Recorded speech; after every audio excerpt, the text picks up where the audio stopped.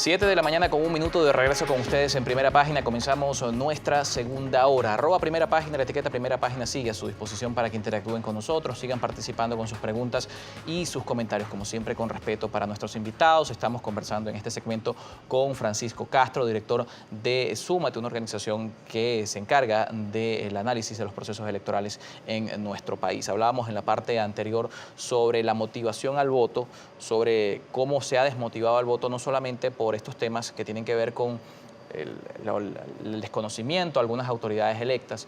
Quería consultarle concretamente el caso de organizaciones políticas que desmotivan o hacen llamados a en contra del voto. Bueno, efectivamente, muchas organizaciones políticas han llamado a los ciudadanos a no votar precisamente porque no existen las condiciones dadas para la votación libre, para el voto libre de los ciudadanos. Cuando tú asistes a votar intimidado, coaccionado, cuando digamos, hay proselitismo a las afueras de los centros, cuando denuncias que hemos recibido militares dentro de las mesas de votación, intimidando o coaccionando, cuando te consigues un entorno como ese, pero además no permiten la participación de líderes, no permiten la inscripción de los ciudadanos en el registro electoral, no permiten la observación nacional e internacional, las condiciones de postulación son sumamente precarias, las condiciones para realizar campaña, las violaciones a la libertad de expresión, las persecuciones contra periodistas, contra medios de comunicación. Es decir, hay un entorno en el cual no son verdaderamente libres las elecciones, y si no son verdaderamente libres las elecciones, uno presume que los resultados electorales no van a reflejar la voluntad de los ciudadanos. Hay un señalamiento con todo esto que quisiera que, como organización encargada en esta materia, nos aclararan. Pues el Estado venezolano, en algunos voceros, asegura que se hacen estos señalamientos, pero hay elecciones en las que la oposición no ha participado y han hecho igual este tipo de señalamientos. ¿Cómo constatar estas violaciones sin participar? Efectivamente, cuando tú no llamas o cuando, digamos, no participas en los procesos electorales, pero observas desde fuera los procesos electorales, te puedes tranquilamente dar cuenta de la enorme cantidad de violaciones que hay. Desde Súmate hacemos procesos de Contraloría Ciudadana donde precisamente denunciamos desde la convocatoria, desde antes de la convocatoria de los procesos electorales, todo el cúmulo de irregularidades que se suscitan.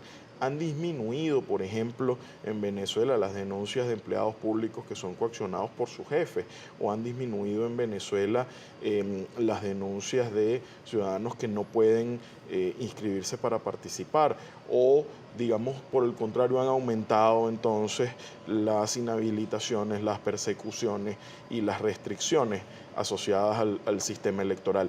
Y es allí donde está el punto central. Deben existir un conjunto de condiciones que permitan que los procesos electorales puedan efectivamente tener contenido que le permita a los ciudadanos confiar en el proceso, a propósito de entonces acudir masivamente a votar. No es solamente el Consejo Nacional Electoral, es un entramado institucional que garantice el arbitraje electoral imparcial, es la observación nacional e internacional y no acompañamiento. Eso es una figura importante que ha sido modificada en los últimos años. ¿Qué garantías da el acompañamiento frente a las garantías que puede brindar la observación? Y además de las organizaciones que, por ejemplo, el Centro Carter, que tradicionalmente es una organización reconocida en el tema de la observación electoral, frente a otras organizaciones que bajo esta figura de acompañamiento han participado. El acompañamiento internacional termina traduciéndose como en una especie de turismo electoral, es lo que hemos dicho desde Súmate con mucha responsabilidad.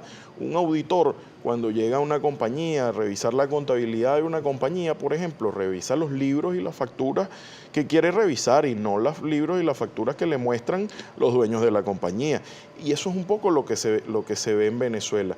Un acompañamiento internacional que viene apenas unos días antes de la elección, hacen un tour, una visita guiada por las instalaciones del CNE y por los centros de votación, y bueno, y se van al día siguiente y firman ahí unas actas y una cosa y dan una declaración de cómo fue un proceso electoral transparente. ¿Con qué autoridad puede una persona que vino un par de días y vio lo que el CNE quiso mostrarles puede certificar la transparencia de un proceso electoral.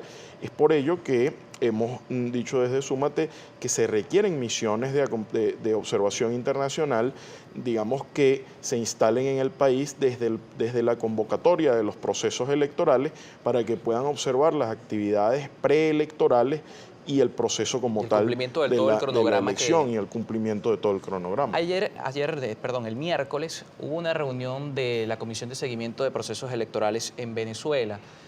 En esta reunión, Stalin González, vicepresidente de la Asamblea Nacional, destacaba que se estaba estudiando una propuesta de hacer unas elecciones en un lapso de 7 y 9 meses. Destacaba que una vez estén dadas las condiciones específicas. Este lapso sí estaría dentro de lo correspondiente para hacer un proceso electoral. 7, 9 meses sería lo correcto. Y además de eso, una cosa importante, algo que se ha criticado es que la Asamblea Nacional Constituyente ha llamado a elecciones, pero en este caso lo está haciendo la Asamblea Nacional. La Asamblea Nacional en este caso no ha llamado a elecciones, ha dicho que se pueden organizar procesos electorales cuando estén dadas las condiciones, en efecto, en un lapso entre 7 y 9 meses. Es un lapso adecuado. Desde Súmate hemos dicho que la organización técnica a partir de la convocatoria de un proceso electoral, digamos, dura unos 6 meses.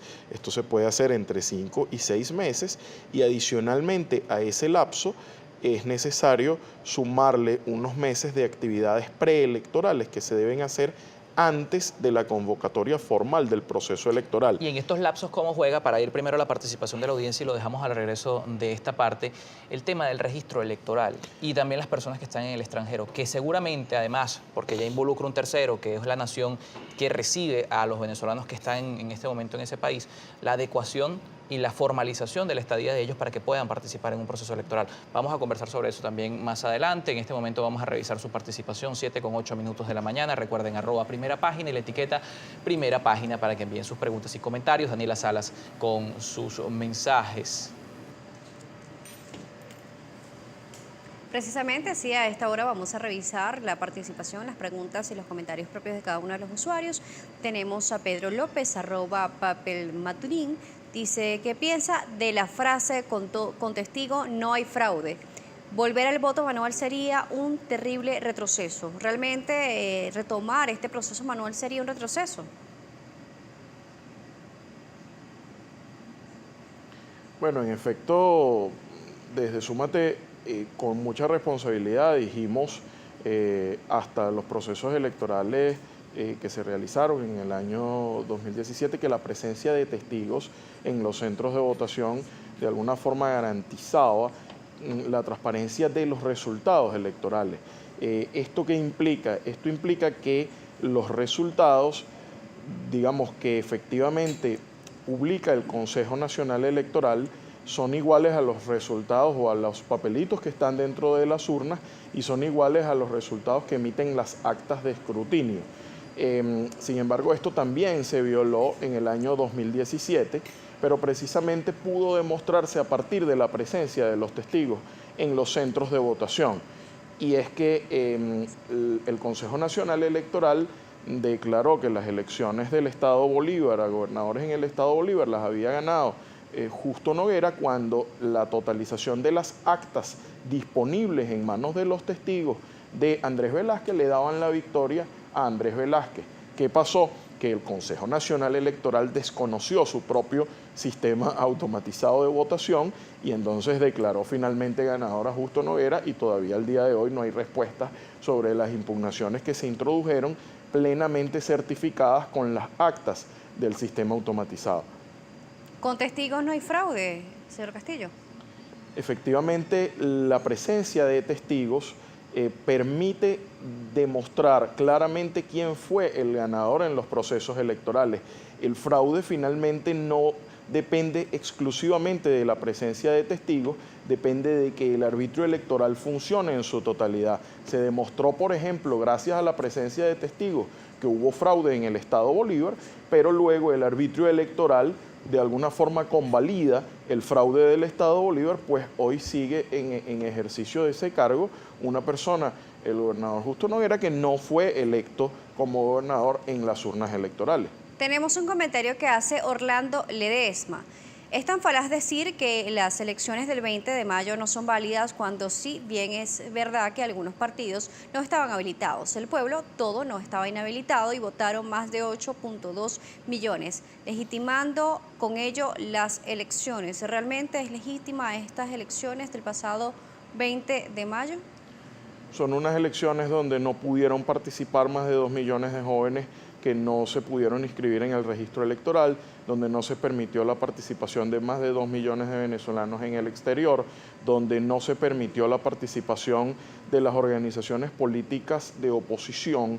La tarjeta, por ejemplo, de la Mesa de la Unidad Democrática más votada en la historia republicana del país no pudo inscribirse para participar. Los partidos políticos de oposición más importantes no estaban habilitados para participar, pero no solamente los partidos, sino los liderazgos políticos de oposición más importantes del país no pudieron inscribirse para participar. Hubo fortísimas denuncias de intimidación, coacción, proselitismo en los centros de votación, no se permitió la observación internacional calificada, no hubo condiciones, digamos, claras de respeto a las normas asociadas al cronograma electoral, una elección donde los medios de comunicación pues no pudieron ejercer libremente sus competencias de libre periodismo y de libre información. Entonces, efectivamente, es una elección donde el resultado no puede ser el resultado o el reflejo de la voluntad de los ciudadanos. Tenemos también a José Antonio. Expresa, para unas elecciones libres es necesario cambiar los rectores del Consejo Nacional Electoral, hacer un nuevo registro electoral y eliminar las máquinas. ¿Realmente esta es la solución? Es necesario cambiar el Consejo Nacional Electoral, elegir de acuerdo con la Constitución un Consejo Nacional Electoral imparcial, transparente, libre por la Asamblea Nacional, con rectores con las capacidades y las competencias no solo técnicas, sino morales para arbitrar los procesos electorales en Venezuela, pero no solo el Consejo Nacional Electoral, es necesario pues renovar e independizar el Tribunal Supremo de Justicia, el poder moral, cesar las actividades de la Asamblea Nacional Constituyente, permitir la observación internacional. Hay un cúmulo de 12 condiciones que desde Súmate hemos reflejado en un informe especial que se encuentra en nuestra página web www.sumate.org, donde se detallan todas estas condiciones con las cuales es necesario o las cuales son necesarias respetar para poder tener elecciones verdaderamente libres en Venezuela. Bien, con esto cerramos la participación de nuestra audiencia a través de las redes sociales. Muchísimas gracias. Recordamos que conversamos con Francisco Castro, director de la organización Súmate. Dejamos en el aire una pregunta con respecto a esta propuesta de la Asamblea Nacional. Un lapso de 7 a 9 meses, una vez estén dadas las condiciones para llevar a cabo un proceso electoral. ¿Cómo incide allí esos 2 millones de venezolanos que Súmate dice están en el extranjero y que pueden participar en un proceso? El tiempo de adecuación necesario para que quienes están, porque hay que aclarar que no todos están en una condición de estatus legal dentro de la nación donde se encuentran, para que puedan efectivamente participar de manera rápida. La respuesta. Precisamente es parte de las propuestas que se han discutido en el contexto de la reunión que mencionaba este miércoles en la Asamblea Nacional, donde para darle garantías a esos ciudadanos que puedan participar en el proceso, en procesos electorales en Venezuela, es necesario modificar estas condiciones o estas leyes que prohíben que los venezolanos puedan votar en el exterior sin presentar papeles o documentación de estatus legal de permanencia en los países de origen. En las leyes en Venezuela, claramente la Constitución establece que el venezolano solamente para votar necesita presentar su cédula de identidad, incluso vencida, con lo cual no es constitucional que se le exija a venezolanos en otro país que presente incluso documentos que no son emitidos por autoridades venezolanas para poder garantizarles su derecho al voto. ¿Cómo garantizar la transparencia? Pues, lamentablemente nos queda por fuera este tema, ya nos toca despedir, pero ¿cómo garantizar la transparencia en ese sentido si al final Por ejemplo, un ejemplo bastante concreto, yo estoy fuera del país y con mi cédula voy y voto allá, y si regreso al país el mismo día puedo votar acá. ¿O No cómo? tienen que permitirte registrarte en el consulado allá. Pero ¿cómo garantizarlo si no hay una formalización legal dentro del país? Es el tema también dentro Lo de eso. garantizas con tu cédula de identidad y una declaración jurada de que tú vas a votar en ese país como venezolano y como autoridad venezolana. Tú debes darle la confianza a tu ciudadano y respetarle el derecho a tu ciudadano de poder participar en los procesos electorales. Muchísimas gracias por acompañarnos. Muchas Es Francisco gracias. Castro, director de la organización Súmate. A ustedes también gracias por participar a través de las redes sociales. 7:16 minutos, momento de una nueva pausa en Primera Página.